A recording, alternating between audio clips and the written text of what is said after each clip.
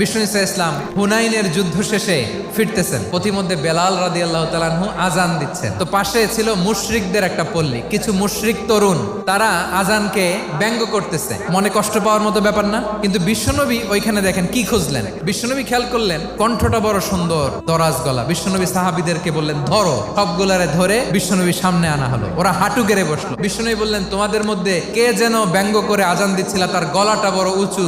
আবু মাহজুরা বলে আমার বন্ধুরা সবাই আমার দিকে আঙ্গুল দেখায়। আবু মাহজুরার মাথায় হাত দিয়ে বললেন এবার আজান দাও দেখি। আবু মাহজুরা বলে আমি তো আজান দিতে জানি না। বিশ্বনবী বললেন তাহলে আসো আমি তোমারে শিখাই দেই। বিশ্বনবী একটা বাক্য পরে, আবু মাহজুরা পরে, বিশ্বনবী পরে, আবু মাহজুরা পরে। আবু মাহজুরা বলে এক একটা বাক্য পড়ি আমার কলিজাটা গলে ঠান্ডা হয়ে যায়। বিশ্বনবীর সাথে দাঁড়িয়ে উনি শাহাদা পড়ে মুসলমান হয়ে গেলেন। বিষ্ণু ইসা ইসলাম বললেন যাও আবু মাহজুরা, আমি তোমাকে পৃথিবীর শ্রেষ্ঠতম মসজিদ মক্কার মসজিদুল হারামের মুয়াজ্জিন হিসেবে অ্যাপয়েন্ট করে দিলাম। দেখছেন কিভাবে ট্যালেন্ট হান্টিং করতে হয়।